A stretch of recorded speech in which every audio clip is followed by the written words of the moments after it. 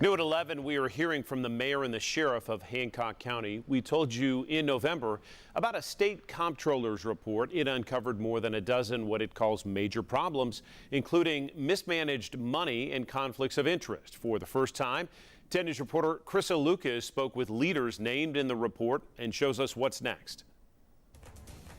Behind Hancock County's hills and valleys stands a mountain of problems outlined in this report from the Tennessee Comptroller's office. Audit Manager Mark Treese says the issues span multiple departments. They're related to internal control weaknesses and deficiencies, problems with purchasing, accounting. The report is around 200 pages and it includes budgets, revenues, many details. I'm at the Hancock County Courthouse to talk with the mayor and the sheriff about these findings. Here's one of the problems. The report says the county paid Mayor Thomas Harrison's wife rent for a building they own. The comptroller's office called it a direct conflict of interest. Mayor Harrison says they've owned the building for 6 years. I made my county commission aware when I first purchased the building, and they saw it as not a problem. The building houses the Hancock County Soil Conservation District. They've been in that building 25 years.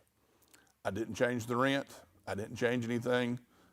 There's limited resources, limited places to rent. Mayor Harrison says that group could move in about a year and a half. The county plans to build a new health department, and the Soil Conservation District could move to the old health department building. I knew that I would have those deficiencies. Hancock County Sheriff Brad Brewer acknowledges problems. He says one is the vending machine for inmates. He says they need a new one. That's going to cause us to have the finding each year. The other problem in his department, the comptroller's report says the person responsible for accounting also handles depositing or dispersing money. I don't have the resources financially to hire more office staff, so the office staff that I have wears more than one hat. The state labels Hancock County economically distressed. Census data shows about 6,500 people live there, and the comptroller's office says the county has one of the smallest tax rates in the state. Well, the county is very well managed.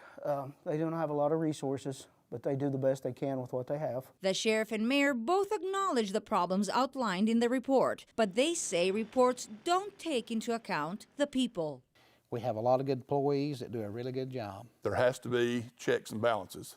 There has to be another set of eyes looking at everything we do, and we welcome that. Facing a mountain of problems, these officials say they'll take it one step at a time.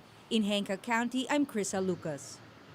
The mayor pledges changes are underway to ensure they don't make the same mistakes. County Commission does plan to work with the state on more accountability. And right now at WBIR.com, you'll find that full report and the responses from both the mayor and the sheriff. We're going to move back.